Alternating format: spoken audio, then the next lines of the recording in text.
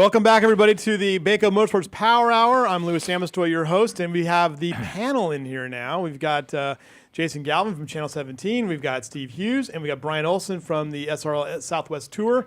And we're going to talk Winter Showdown. And over there, by the way, I forgot, this is a weekly segment that we're going to have to introduce every time now. Griff's Gripe of the Week. Griff's Gripe of the Week. Griff, what is your Gripe of the Week? My Gripe of the week? Well, Fox Sports won coverage of the Winter Nationals. It was. I thought it was pretty good overall, but immediately I'm watching it because I recorded it that way I could catch up and not watch commercials. But anyway, two things are pretty important in drag racing. Let's get this: reaction time and ETs. Very important. The races are only 4 seconds long, guys. When those cars leave the starting line, I want to see the reaction time of both drivers on the screen, like lowly ESPN did it, and I want the ETs and the mile per hours of both cars. Pretty simple. Just do it. Okay. There you go. Can I throw something in here that I don't even know if Griff picked up on? Did you just watch Sunday only, or did you watch? I did not watch any of the qualifying. Okay, so qualifying. This is where Fox Sports won, and specifically NHRA, because NHRA is producing it. It's not Fox that anybody should be mad at. It's an NHRA production. But NHRA produced ESPN, and they had the reaction. They had the numbers up there. And this race, they did not consistently. So here's something all the teams, I can tell you, were up in arms about come Sunday morning. Both Friday and Saturday qualifying coverage, they skipped runs of cars. ESPN always showed every car down the track, right? So Doug Coletta runs a 371 on Saturday night. Not on TV. Wow. You can't do that. And it's like, and he was far from the only one. They missed a Courtney Force run Friday night. I'm like, it's Courtney Force, guys. Let's, you shouldn't be skipping anybody, but you should really not be skipping maybe the most visible person in your sport. And what they did, they blitzed through the first round competition on Sunday very quickly, and that's when I first noticed. I said, well, where's the reaction times? I want to know who got off the line first. I've got 4 seconds to digest this race. I want to know who's playing catch-up. Right. Because you can't tell from the camera from the end of the race. But to me, it's unexcusable to skip qualifying runs specifically. I mean, because some of these guys, to run a fuel car costs millions of dollars, and they don't get sponsorship like the NASCAR guys. So if somebody got somebody to give them $100,000 on the premise that, well, I don't know how I'm going to do on Sunday because I only got a 15th place car and I need somebody to mess up, but you'll at least see it 4 times on Friday and Saturday, and then you don't see it at all. Right. See, and I didn't know that. So there are problems. They've got to get. It should. I just think since NHRA does produce it, it should have been a little more polished. And we'll leave it at that. Racing sure was good though. Can you the not, racing was good. Can you not upset NHRA again? All right. I mean, it's really the first race of the year, man. Cut them some slack. We haven't even got to the hot rod reunion yet. Not on ET. I mean, it's pretty simple these days to do it. Do it right. Griffith enraged the NHRA last year, and it was by far our most read story of motorsports of the season when you accused them of banning the dog from. I actually read that story again this morning. It was so good. The dog was banned. I know. And that's a liability issue. So. Well, I'll tell you this: in the fuel categories at the Winter Nationals, both Top Fuel and Funny Car were decided by less than 6 inches on the racetrack. Yeah, those which were is unbelievable. Great don't remind me about that. When they got to the finals. So the Coletta cars lost both races. Yeah, they did. It's a sore night in my household. I think that's right. You got history there, competition-wise, right. I don't have a problem with it. It's just the presentation, and the drag racing fans like numbers. They're like baseball. I mean, that's what it's all about. And so just give those numbers every run. It's pretty simple. Put it up on the screen. Leave it on there long enough to digest the number. Don't throw it up there for 1 second. It's hard for old minds to think that speaking of numbers, and that was Griff's Gripe of the Week, which will be a regular feature here on the Power Hour. Shorten that up. That's my only suggestion. Gripe of the Week. That's my gripe of the week. Leave it to about 30 seconds. That was my fault. I won't gripe too. That's good. It's good. The numbers, though, of the Winter Showdown for the second time we've done this now in the month of February, coming up in a couple weeks here, are truly impressive. Great car count and a huge prize. So we're talking big dollars here, right, Steve? Absolutely. I'll let Brian speak to that. So Brian, you got to put how many cars are entered on this list because it's so long. It's up on the top left. Oh, there it is. I got you. I think as of this morning, we have 48 cars already entered. 48 cars. 48 cars interest, and not only the number of cars, and I keep going back to the accolades of these drivers, championships, track championships, national championships, I mean, Garrett Evans from from Washington, over 350 featured wins in his career, 60 years old, 11 championships between the Northwest Tour and track champions. So, I mean, then you got legendary. Legendary. I mean, legend. Legendary. That's how you. I mean, that's a great word to sum him up. I mean, then you got the young guys that we talked about. Todd Gilliland, Rusty Wallace's son, Stephen Wallace is entered in the race. We got Derek Thorne, our local hero, so to speak. With winningest driver at all time, Spear Southwest Tour Series. And then we got a lot of young guns that are going to be there. Former track champion Brian Richardson, Bakersfield boy. Buddy Shepard making his super late model debut. So David Mayhew, Johnny White. The list continues to go on and on and on. And to sell any of those guys short, we don't have enough time on the show to go through each and every one of their accomplishments. But yeah, exactly. The money last year was $25,000 to win. We upped the ante to $30,000 this year, $180,000 in total prize money. So it definitely the carrots there, the prize is there. The weather's looking great. I know that was kind of the only Because El Nino apparently doesn't exist anymore. Don't say that. Don't anger El Nino.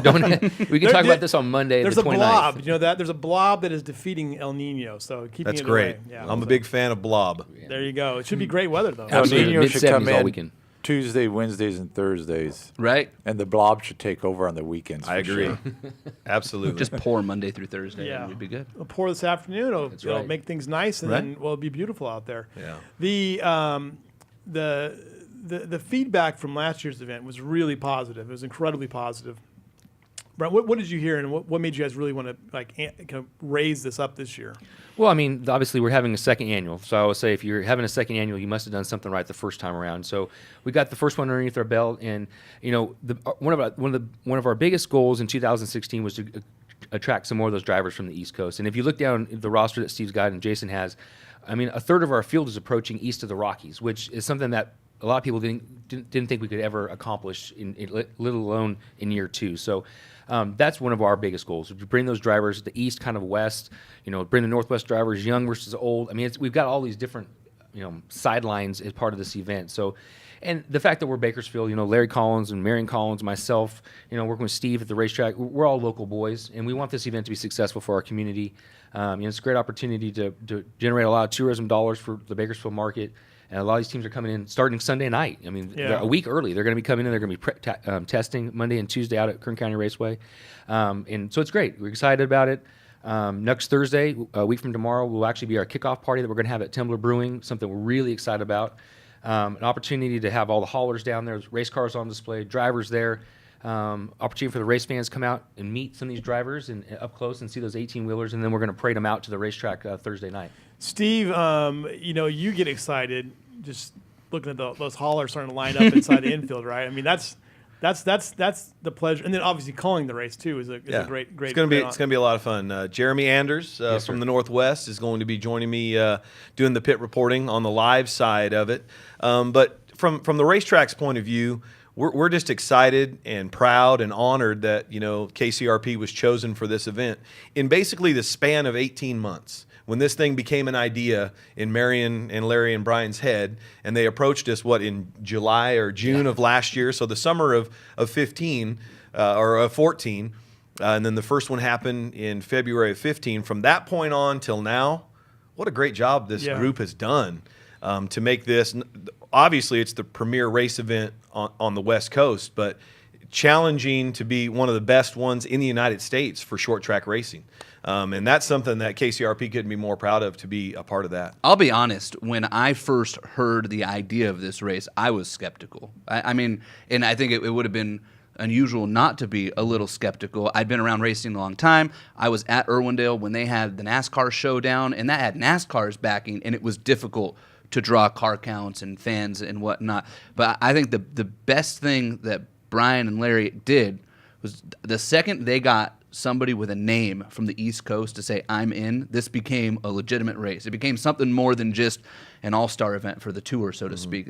To me, that moment, the second I saw Bubba Pollard say, I'm coming, it doesn't matter how Bubba Pollard came, why he came. Bubba's not a money racer. Bubba races because he likes to win and to run big races. If Bubba Pollard thought this race was big enough to come out here for, that to me was the selling point. And then people, it's funny, the second Bubba was in last year, it was like a laundry list. People just started adding and adding and adding. And the second the race was confirmed for this year, I think you saw that same thing. It was like, well, now we really better show up because Right. if Bubba and Dalton are out there and Derek Thorne's running third, and then it's it's go time. Well, and even Bubba said, "Hey, I'm telling all my friends." When he climbed out of the race car last year and raised that $25,000 check, he says, "I'm going back home and I'm telling all my friends this is where they need to be next year." And that right there obviously puts the stamp on it. But then Brian and Larry and Marion go to work. And it's not like Larry hasn't traveled to Florida in December to promote this race, Right. at the Snowball Derby. He's out there, shaking hands, kissing babies, and handing, information out. He did it last year, and last year it was like, hey, who is that guy there? Who is that guy? Well, this year when he went out, there were people coming up to him saying, give me some information. We're ready to come out. And the caliber of drivers that we're seeing this year, if I'm being totally honest with you, there were 6, maybe 7 drivers that had an opportunity to win last year's race. We're going to triple that this year with this field. Yeah, 6 or 7 might be generous. Yeah. I think everybody went into last year's race, and it was like Bubba, Dalton, Derek. If David figures something out, but his car wasn't on the caliber that theirs were, and that might have been it. And if you look at it this year, David's built a brand new race car for it. Derek's car is going to be great. Bubba will be great. Todd Gilliland, Chris Eggleston. You just start rolling down the driver list. out of Oklahoma? Donnie Wilson. Donnie Wilson didn't come last year and said, I'm not missing this one. Right. And basically because Bubba came. Absolutely. And also in addition to 30,000, you got 5 drivers who can win an extra 10,000. Yeah, we have a $10,000 bonus that basically Coors Light put up along with Speed 51 to track some more of those drivers out west. So we've got a part of those 5 drivers. We have Cole Anderson, which is one of the hot shoes coming up, young man from Minnesota. We got Dalton Sargent, which qualified for that. Preston Peltier, who actually formerly from Fraser Park, now lives in North Carolina, will be racing Donnie Wilson, and then obviously defending champion Bubba Pollard. It's going to be an incredible weekend here on, 2 weeks away on February 28th, right? 27th and 28th. Yes, sir. 2 days, and actually 3 days, 26th through the 28th, and a great opportunity for you to get out there. It's the actual season debut of KCRP is when, though, Steve? It's in April or April 2nd. April 2nd, right? Just about a month later, the same type of format that we ran last year. We had the Winter Showdown. About a month later, we kicked things off with the NASCAR K&N Pro Series West Napa Auto Parts 150. We'll have Super Stocks, Legends, our 911 Racing Series. It's the week after Easter, so everybody should be well rested from their spring break, and we get to kick off our racing season on April 2nd. But back to the Winter Showdown. It actually kicks off on the 25th of February. Right. We want to invite everybody out to Tembler Brewery right off of Buck Owens Boulevard there. As Brian said, there's going to be a lot of action happening there, bunch of giveaways as well, a lot of fun there. Then Friday night, KCRP, the dirt track at KCRP is going to host a dirt event. We'll have modifieds, B-mods, hobby stocks, American stocks, and mod lights that night. And then it's on from there, Saturday and Sunday, the 27th and 28th. And then real quick, Mike Griffith was out there on Saturday. Yeah, and Chris can play that video. Chris played that video of Brad Pounds and his background A-mods, and Mike was very pleased with what happened out there. And Steve? I thought this was a really good race and a good car count. It's a great car count. They're getting through to that turn 1 and 2 much better than late last year, Steve. Yeah, they've worked on that. A tremendous amount of clay has been brought in. We've actually worked on the actual the corner itself, the engineering of the corner. But when you see Brad Pound starting in 5th spot, you don't hear about too many guys coming from 5th in 25 laps, and the way that he did it was. And Chris Bennett was Brett Bennett. Brett the bandit Bennett was so fast early on. You didn't think anybody was going to catch him, but he slowed up a little, and Brad's car came on, and he got him. So it was just a good race, and it was a good afternoon. Great weather out there at KCRP. I love what you guys did with this track, Steve, and that when you guys got together and you said that we're going to build a dirt track, and you and Lee and everybody started working on this. And you came from Bakersfield Speedway, so you knew how dirt track racing worked. But instead of just building everybody's got dirt tracks across the West Coast. You built something that's kind of unique. You run them on a different day, and it's instead of being like a competition thing, to me, it's kind of built this aura that Bakersfield could be California's home to dirt track racing. You get these 2 tracks, and you get all these guys out here, and then most of the guys that run both at your place and Bakersfield Speedway, when they leave here and go to other tracks, they win those races. Absolutely, yes, they do. Yeah. And we saw that, in Hanford and other places too, all season long. So very it's good. definitely a unique track. I can tell you that it's got its own If you sit high enough up, and the view is so good that, as Steve noted, you'd see a Bentley going down the freeway. Not just a Bentley, but a chrome Bentley traveling down I-5 headed north. I'm assuming to the Bay Area. Yeah.